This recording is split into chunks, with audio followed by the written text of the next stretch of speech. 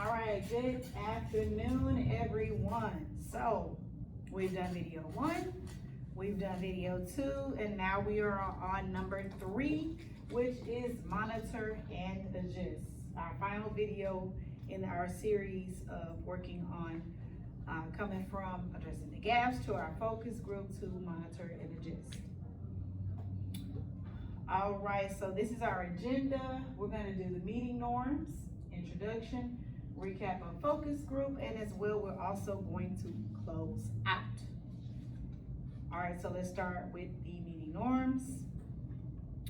Per our usual, live in the learning, actively participate in the discussion, keep the conversation focused and geared towards the topic that we're speaking about, maintain professional decorum with your responses and feedback, and last but not least, tame your technology. All right, so we are gonna start off with the introduction. So whoever wants to go first, you may go ahead and make sure you hit all the 4 bullet points. I'll go first. All right. My name is Mr. Cologne. I teach history. I've taught, this is my 4th year now, and this is my 1st year at Frog. I'm Mr. True. I'm teaching Algebra 1 and Algebra 2, and this is my 4th year in education and also my 4th year in Frogger. My name's Alexandra Morgan, and I teach PE and health. This is my 7th year in education, and this is my 4th year at Frogger. All right, so last but not least, my name is Ms. Davis. I am actually certified in the elementary realm of EC through 6 generalist, and I'm also ESL certified. This is my 10th year in education and 9 years in the classroom, and this is my 1st year at Middle College Frogger as your school counselor. All right, so we're gonna go ahead and jump and dive right on into everything that we need to address today. All right, so previously in our focus group, we did some of the following things. Mr. True, why don't you look at the brainstorming section? What are some instructional strategy that can be used to close the learning gap? Idea best suit for our group canvas is MRS small group collaboration across the content. All right, so for those of us at home who may not know what MRS stands for, can you kind of elaborate on that and explain how that looks in a classroom setting? MRS is the multiple response strategy for students to engage into the lesson, talk to each other, more like student center, something like that. Okay, so if I was to walk in a classroom, what's a couple of the things that I would notice that would let me know you guys are utilizing that strategy? So using a whiteboard, respond card, discuss to each other, discuss to the table, share the main idea to their classmate and then the teacher, some stuff like that. All right, so those are some examples. Okay, and then the second part, as a group, we developed a proposal. Mr. Cologne, if you'll take that first bullet, and Ms. Morgan, if you'll take that last one. Yeah, resources needed. Licenses for platform for enrichment, a wraparound specialist, professional development, depth and complexity, and essential school supplies. Okay, campus support is building open on Saturdays, tutorial / intervention, parental involvement, and then you have the implementation of the roles, the teacher, planner, facilitator, and support. All right, so what we're gonna do today is a data dig. So if you've already started looking in your packets, today you will see 2 sets of data. One is in the form of more of an Excel spreadsheet, and then the other one is data as well as a pie graph. So the first one we're going to look at is actually the second one that's in your packet. So if you'll flip to this one, looks like this. All right, so I want you guys to take about 2 minutes to kind of examine that data. Take 2 minutes to look at both sets of information. If you have some thoughts, suggestions, ideas that you want to kind of jot down, there's some space available at the bottom that you can jot some notes or some questions or some wonderings about these particular graphs. So any information, what you notice, what you see, any trends, your thoughts, feedback, go ahead and take a few moments to jot it down on your paper. So you have space in between, you can do each graph, or you can do a comparison of the two, however you like it. I'm just gonna give you some think time to kind of jot down those ideas, that you have in mind as you look at those two.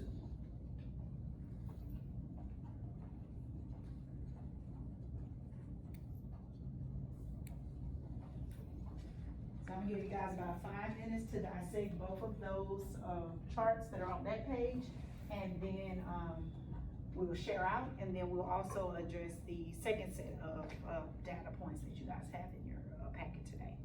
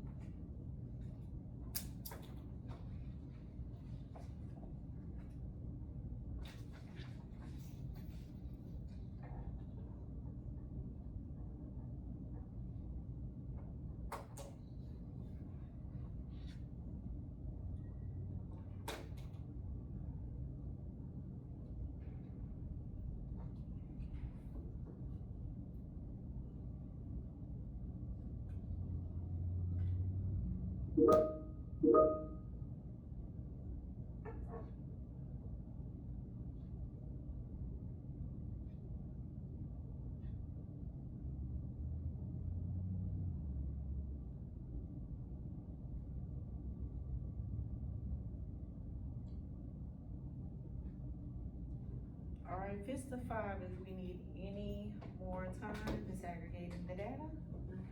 All right, Mr. Khan, we'll start with you. What trends or anything that you noticed, what did you jot down? I put that for the top one, students did better overall. However, 2 more students failed on that exam. Whereas on the bottom one, it's a lower overall score, but more students passed. 2 more students passed with a C. Okay, alrighty, Mr. True, what did you notice in that one? I see that, for the top for the top data, I see that the average score is 13.77. And the bottom one, the average is 7.5, so probably there is a different number of questions on the test or whatever they give the kid. So that's why it's like that. And I also know that the average,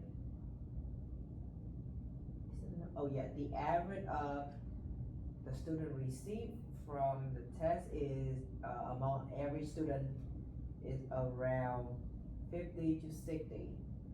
So when on the top table, on the top data, like Mr. Cologne say that the overall, the kid did better, and I see that there's 4 kids make it to the B, but more kids failing. Okay. Compared to the bottom one, well, technically the failing is not quite different. It's just like 2 students, so it's not like really big difference between them. Okay. So I can say that we have more successful for the top data. Okay, Ms. Morgan, what are your wonderings? Anything you noticed? Anything that stood out to you?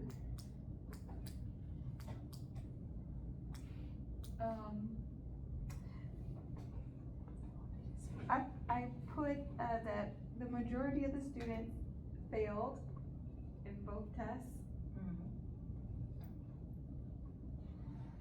around 60%. Okay, any other wanderings that you had? No, Okay, so I also noticed that, with the average correct in, one graph compared to the other one was an increase as well as the raw score. The same number of students took both, exams. Also noticed that, like Mr. True said, that there were some students that actually made a B. So I'm gonna play devil's advocate for a second. What are some factors that could have played a role in this? So let's think about this. We all know that we have 8 periods in a day, in a full day, and then with our block scheduling, we have A and B day. So what are some factors that could have affected this data? But before that, can I have a question? So Yes. which data go first? Like which one? So I believe this was cycle 4 and that was cycle 5, right? Yes, Okay.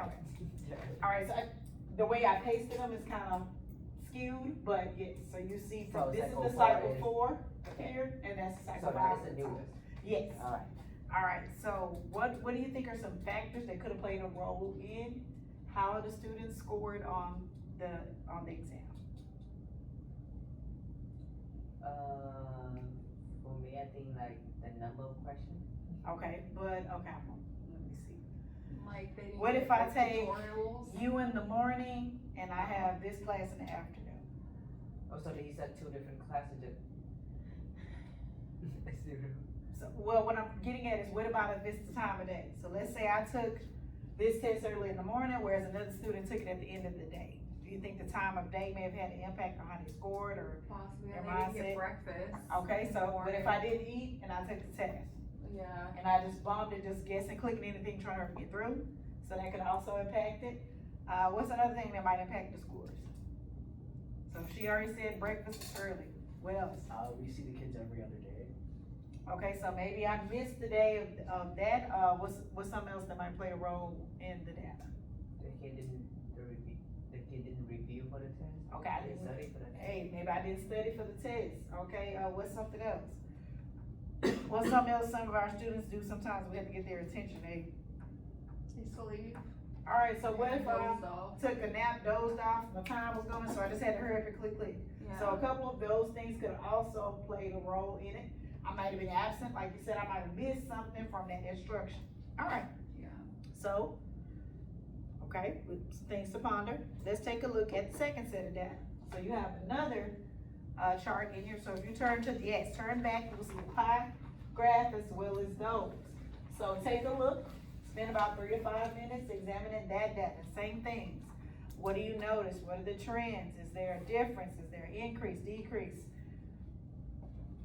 Maybe you see something different that you didn't see in the previous set of data. So go ahead, take some think time and share your thoughts on that one. We'll come back and discuss and share out.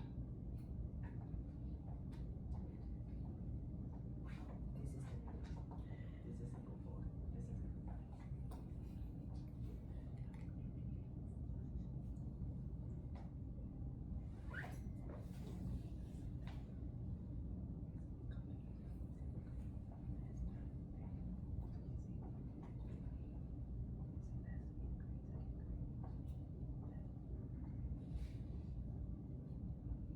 Alright, so take this time to look at this data and compare the 2 tests that you see here. And then also I'm gonna add a layer on, once you finish comparing those 2, refer back to the first set and let me, tell me if you notice anything with the variation between those 2. So I'm gonna give you guys about 5 minutes. It's 4:05, so about 5 minutes, and if you need more time, just let me know, so we can dive into that data.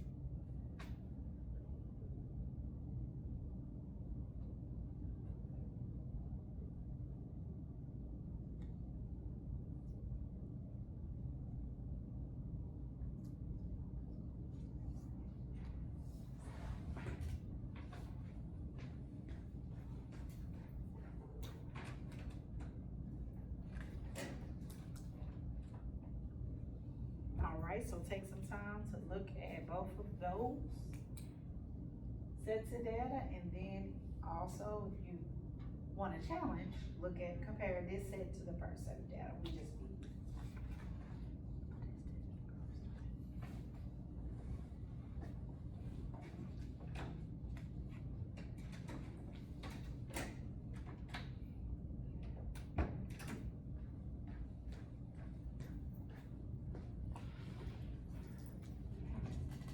Alright, so go ahead and dive into that data, and then if you need more time, just give me a fist of 5 if you need a minute, 2 minutes, and then we'll go right into the discussion.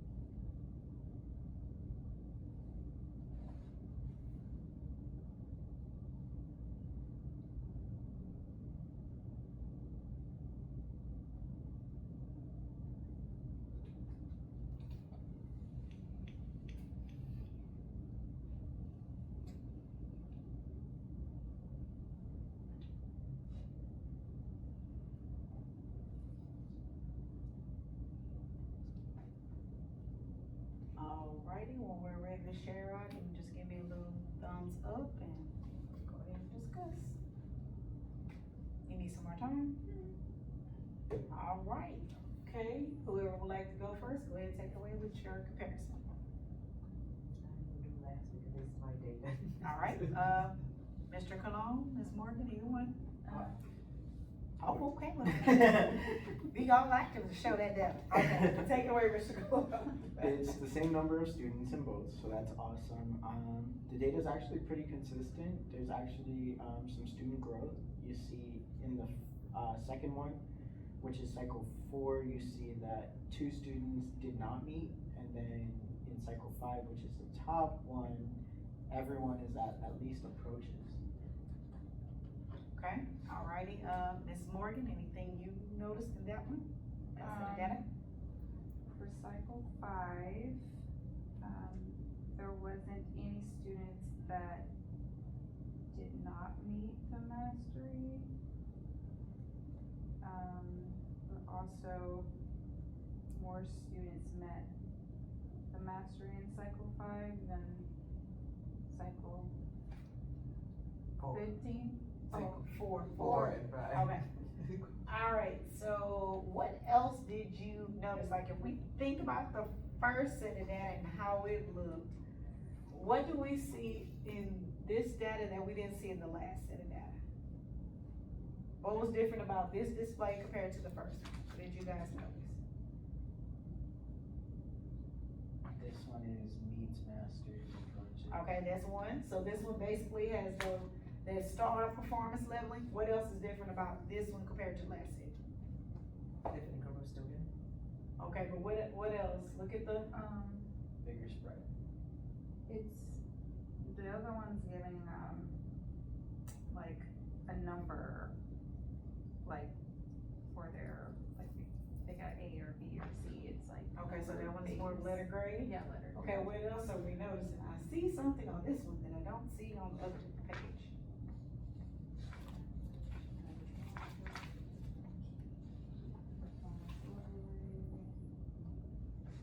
The graph. Yes, so there's a pie graph.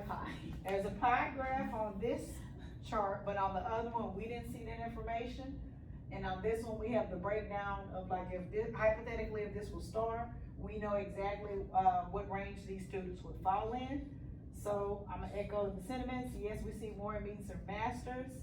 We do have a couple of high approaches and low, so I'm pretty sure that that will be, the focal point. Mr. True, I don't think we had you share also. I'm still in some of your, yeah, go ahead. So, well, at first I'm very proud when I see this data from this kid. This is the test that they took yesterday. Mhm.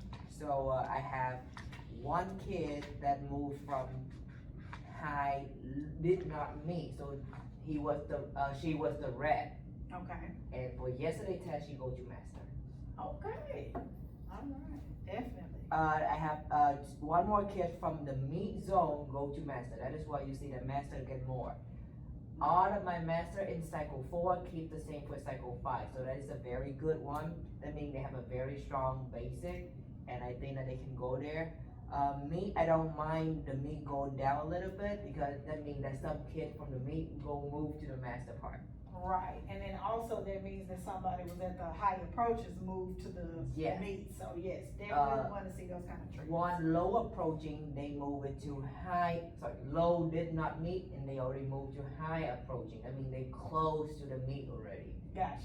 Yeah. Excellent, that's the type of growth, as you look at the scores and the fluctuation of the data, you definitely wanna see your kids growing, and then, hopefully that they are growing to the higher approaches or the meets or masters and beyond. Definitely wanna see it going, the trending that way, which is good. You didn't have any students regress, and you didn't have any students that like just flatline. Most of your students remain consistent, which is a good thing, which definitely showing growth and that they are growing. Alright, so we're on to our next segment. So implementation.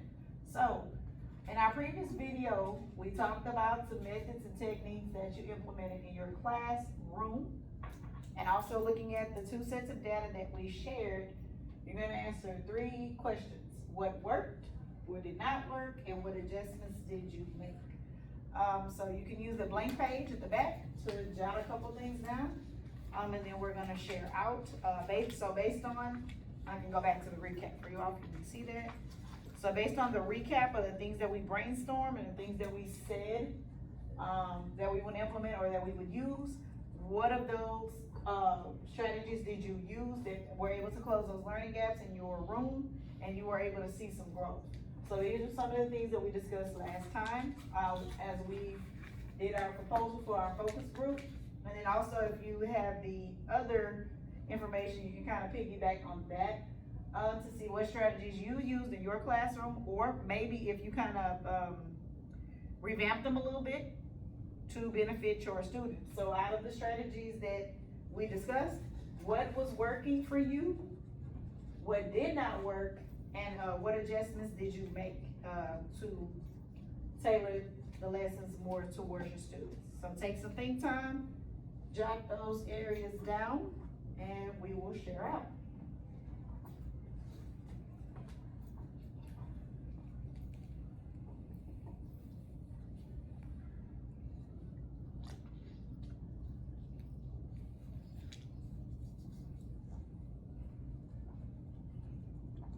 So I'm gonna give you guys about 7 minutes. If you need longer, that's fine. So you're just gonna take time to consider what you used in your classroom, how they work, if it didn't work, and then if it did not, what adjustments did you make to tailor it towards your students?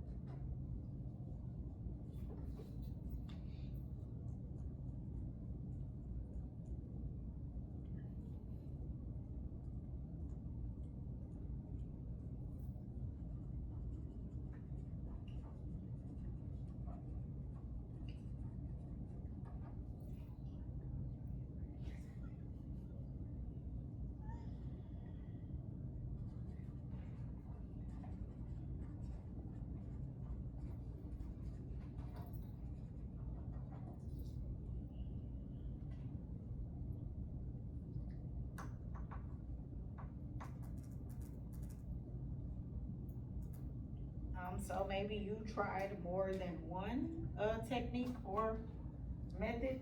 Something worked, something didn't work, or something you may have had to adjust. So think about all those different scenarios and write down what applied to your classroom. Or maybe if you had to differentiate, like one class adapted well to this, but the other class that didn't work, and you pivoted to blank. Let's share that in your notes as you jot down answers to the questions.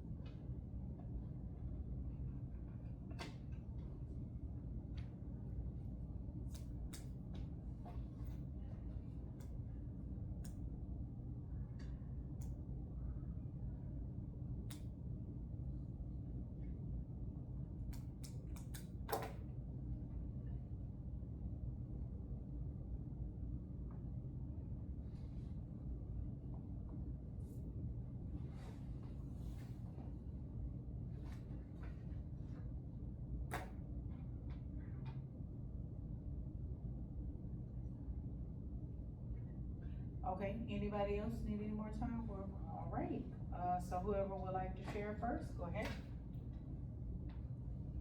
I like to go ahead and start. All right, so start off with the first question. For me, what work is we have Saturday tutorials. I had more chance to work in a small group intervention for my kid. They more comfortable and more willing to do work more than in class. Also, my strategy for them is I set a very high expectation to the kid. So when I get the result, I say that I accept this, but I want it to be better.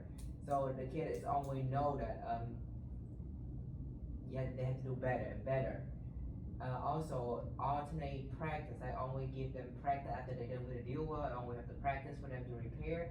So that's way they can see what this type of question they're gonna dealing with when it's come to test, so they won't be surprised when they see those type of questions. So that's what worked for me. All right, nothing that didn't work, or did you have to make any adjustments? Didn't work is I still don't have any, still don't see any support from wrap around. I mean, I don't know. I don't even see her around the campus. So I'm not sure what is going on, with the wraparound specialist. So I know I haven't seen her for a couple weeks either, and I know she supposed to visit us every other Wednesday, but I'm not sure if there were some things that were occurring, or if they made some shifts and movements behind the scene that we don't know about yet. So, you know, cause sometimes departments change up this, that, meetings, or what have you, so I'm not sure. And then also now with it being so close to test time, we probably won't even have a lot of visitors. We may not see her again probably until May. You know, like once the STAR window completely closes. So our STAR window closes, I think either April 30th or May 1st, depending on. So I'm not sure, what her role will be, but if you let me know what things need to be addressed, then I can reach out to her and see if we can have some support in the wraparound area. also for the professional development, because like you said, we into the testing time, so we don't have any professional development opportunity anymore at Right this now, time. yeah, I don't so- think that. Probably the next opportunity would be summer, and then as well as when we return. Yeah. So for finding out the professional development, that would be a one source question. And then I know depth and complexity, the one that we spoke on last time, that would also really help you all with the, multiple response strategies. Cause you could still do those same strategies, but this would be like a different way to implement them that would give you guys more of that differentiation and help with those different learning styles that we discussed previously in our previous ones. So we can look into that by one source and see, or I can also reach out to the GT department and see, if they have someone that will come out, or if they know when the next offering of that training will be, so we can look into that. All right, who would like to share out next? I implemented more turn talk and opportunities for group work, more writing opportunities, hosting Saturday tutorials. I printed and created study guides that they have to bring to class every day. The study guides and the tutorials really helped a lot. I didn't really see much of a benefit from the group work. I saw more benefit from them writing. So what we did in class is we pivoted to more ink pair share, where they write and then share their ideas with a partner after. Okay, sounds good. Alrighty, Ms. Morgan? So I implemented more, MRS strategies, in particular the turn and talk. Okay. And, that seemed to help the students, discuss about their assignment. And then, I didn't have anything that did not work, but, the adjustments I made was, having the students, write and then discuss. Alright, so sounds like we definitely all could benefit more from the turn and talk. I heard two people mention the Saturday interventions and tutorials, the more, one-on-one setting. The students were more willing to kind of open up and take the feedback, and develop their crafts and education, okay? Alright, So we're gonna push a little bit more, kind of tying into what we just talked about. So as you implemented the strategies, what areas did you notice growth? And then what do you feel like still needs improvement? So we discussed the things that you guys implemented on strategies and techniques. What did you notice that you grew in, or what are some areas that you still wanna tweak just a little bit to see if you can get some more improvement there? So that can also be reflective of the data as well, like what area, like when we looked at the data, what areas did you see that you grew in? All right, great, this is working. And then what areas do you say that you still need to improve on to kind of get your students where you want them to be? So take a little moment to reflect on that, about 2-3 minutes if you need to reflect on that.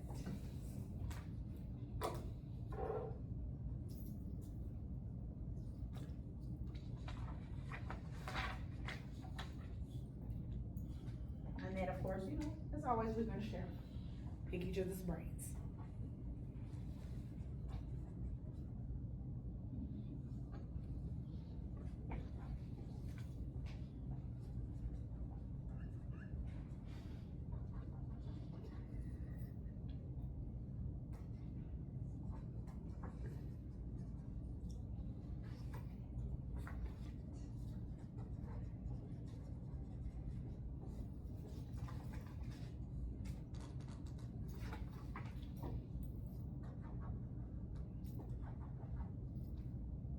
So you can take a moment, look back at your techniques that worked, what didn't work, what areas do you notice growth, what areas do you still need improvement? And then also you can think about what kind of feedback you received in your spots as well as your observations. Since we are kind of almost drawing to an end of the school year, you can think about your growth in areas for the upcoming school year. Like what are some things that you would like to work on to better develop your craft in teaching or that particular subject area that you teach.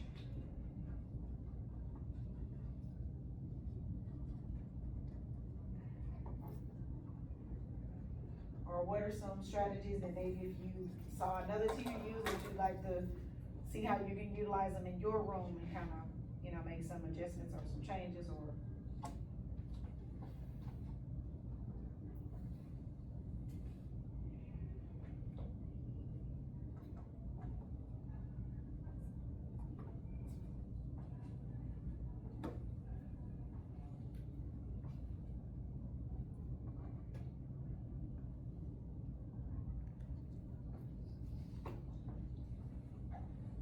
Okay, looks like we are all done writing down our thoughts.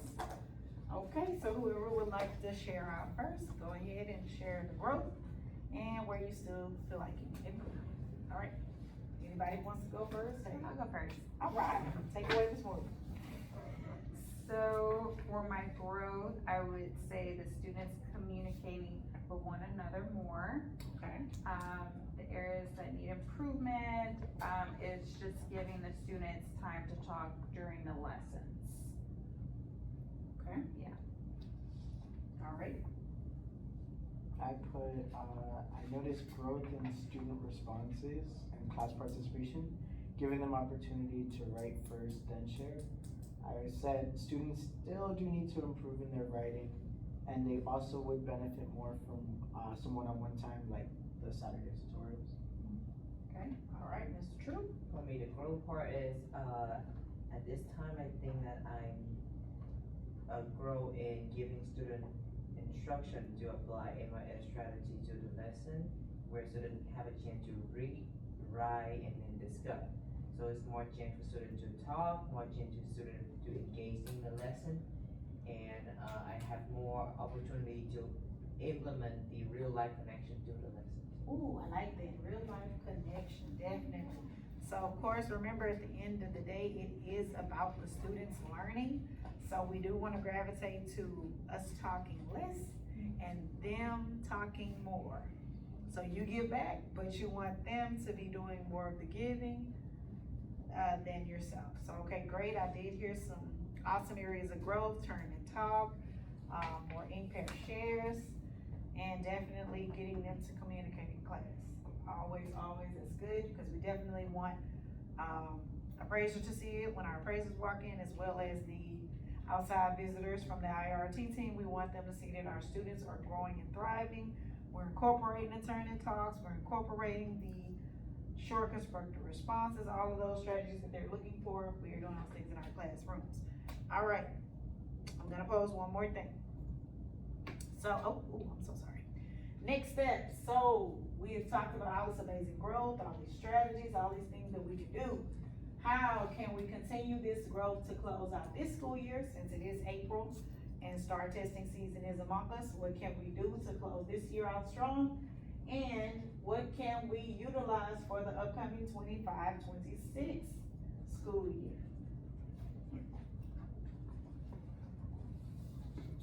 So take a few moments and share out, jot those ideas down, and then we will share them out as well.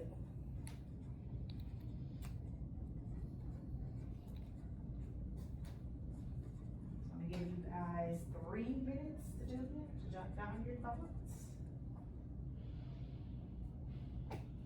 Make sure you have a response for each question, continuing this growth, and how we can also use it in the upcoming 25-26 school year.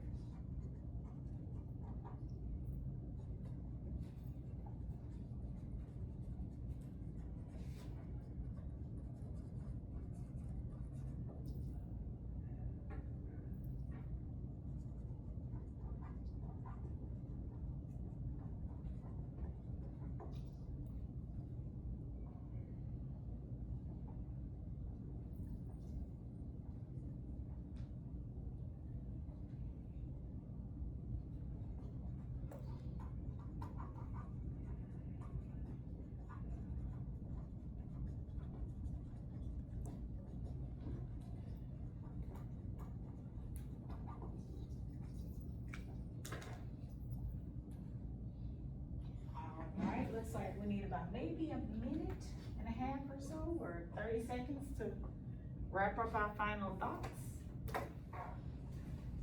I see Mr. Cologne is still writing, so we're gonna give him some more time to finish up. Anybody else deliberating now?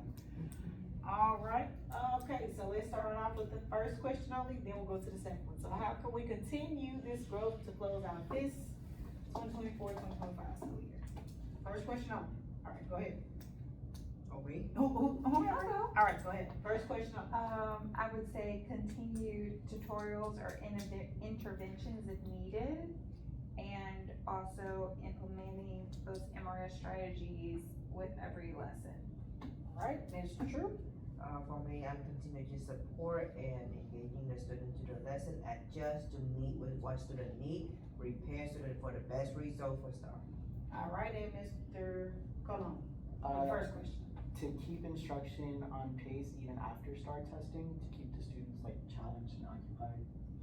Alright, I'm liking all the responses. Keep the pace, prepping for STAR, still keeping them engaged and occupied even after STAR, because it is important to continue to close out the year, because what do they have coming up after STAR? Finals. So just because STAR is out the window don't mean, oh, I have completely, no ma'am, no sir, you still have your final exam to take. Absolutely, continue to push instruction. Alright, last question. What can we utilize for the upcoming 25-26 school year?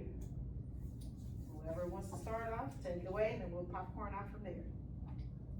I said professional development. Alright, it's your big one, okay? I say that we work on the area that we are still have polish on. Okay. Like that. I put get student feedback. Ask them what worked, what didn't work throughout the year. So maybe next year you can implement those things into next year's class.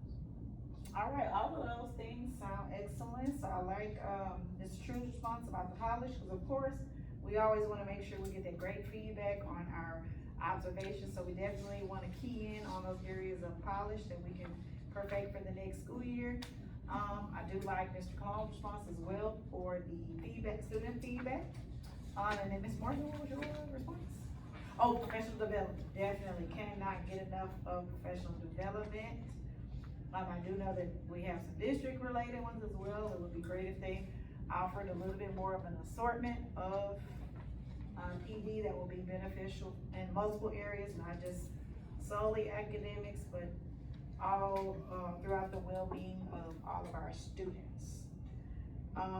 Okay, any other final concerns, questions, wonderings, thoughts? All right. Okay, let's move on to the last part. All right, in closing, this concludes our 3-part series that we have been doing, where we address the gaps of the students. We formed the focus group, and we also talked about ways to monitor, adjust and progress monitor our students. We can also continue this work into the next school year as we continue to meet the needs of our students. So we can incorporate all the ideas, of course.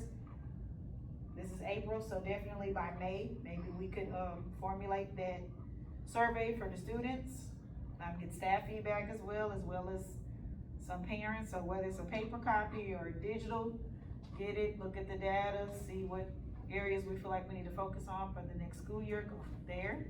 Talk with the district about upcoming professional development, any opportunities for growth. I definitely would say look into some summer PD. I'm not sure how the district offers things. You know, things change from time to time. People shift and move to different positions. So definitely say inquire about that early now. So since it's mid-April just about, definitely if you know anybody or if you're one source curious and you know that we want to do the depth and complexity, you can reach out.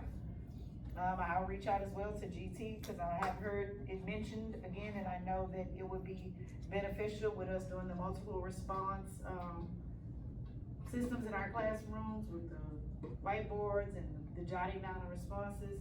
It would be excellent just to hear that vocabulary and get the kids used to the different concepts. And it would address all the areas that we talked about with addressing our learning styles, the needs of our students, being more relatable. It would tie in all the things that we've discussed, and we continue to push this information in the 25-26 school year. So thank you so much for your time today, and that concludes our video.